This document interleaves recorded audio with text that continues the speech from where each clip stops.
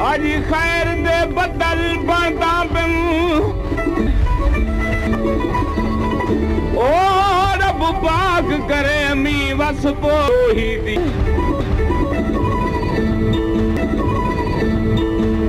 ग्रामीण तपदी रोही दी कुछ जान ठरे मी वस पोवे ओ खाजा टोभा खटा दे ओ खाजा टोभा खटा दे ओ खाजा टोभा खटा ਦਾ ਸਭ ਤੋਂ ਵੱਡਾ ਸਹਿਰਾ ਰੋਹੀ ਚੋਲਿਸਤਾਨ ਡਿਵੀਜ਼ਨ ਭਾਵਲਪੁਰ ਵਿੱਚ ਹੈ।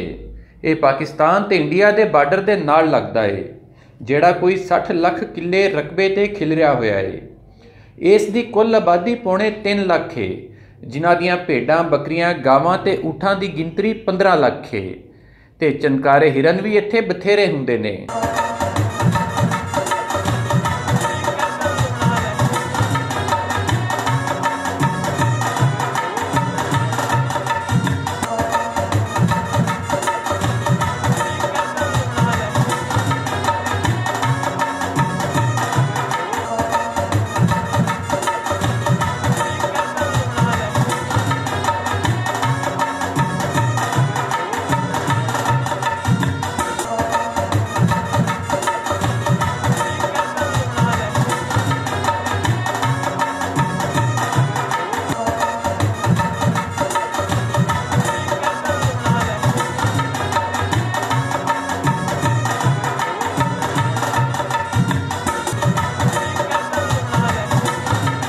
पर इस वड्डे सहरा विच पानी बस बारिशां राही ही मिल सकता है।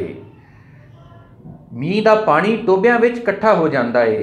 इसे लई ते पंजाब दे मशहूर सूफी शायर हज़रत ख्वाजा गुलाम फरीद भी रोही दी जट्टी दी जुबानी अपने महबूब तो टोबा बनवा के देण दी फरमाइश करदे ने। ओ ख्वाजा टोभा खटा दे पक जावो ताड़ू सिंधड़ी माड़ उचाड़ ते ख्वाजा टोभा खटा दे पाक डहर विच खटे सू टोभा न छत ते बूटे दी आड़ वे चौतर फेंदा आवे दो पानी सोनी साफ झिकाड़ ते ख्वाजा टोभा खटा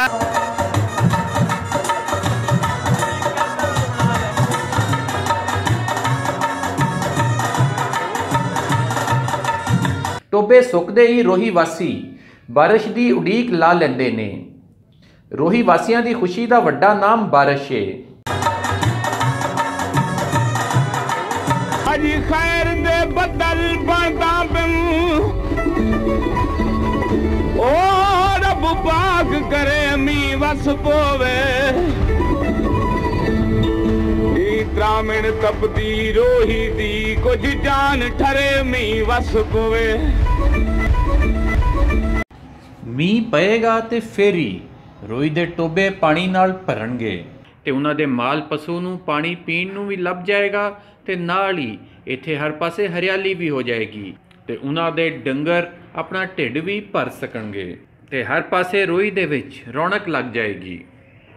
रोही दे विच रौनक वालई रावा थी गे सावा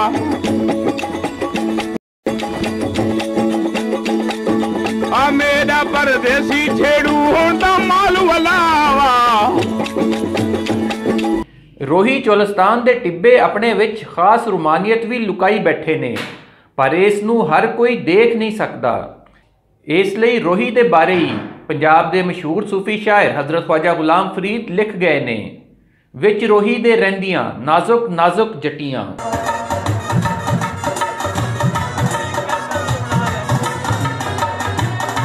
अज खैर दे बदल बनता बिन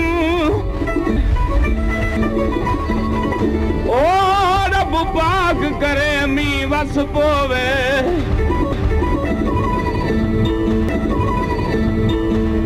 ग्रामीण तपदी रोही दी कुछ जान ठरे मी वस पोवे ओ ख्वाजा टोभा खटा दे ओ ख्वाजा टोभा खटा दे पक जावो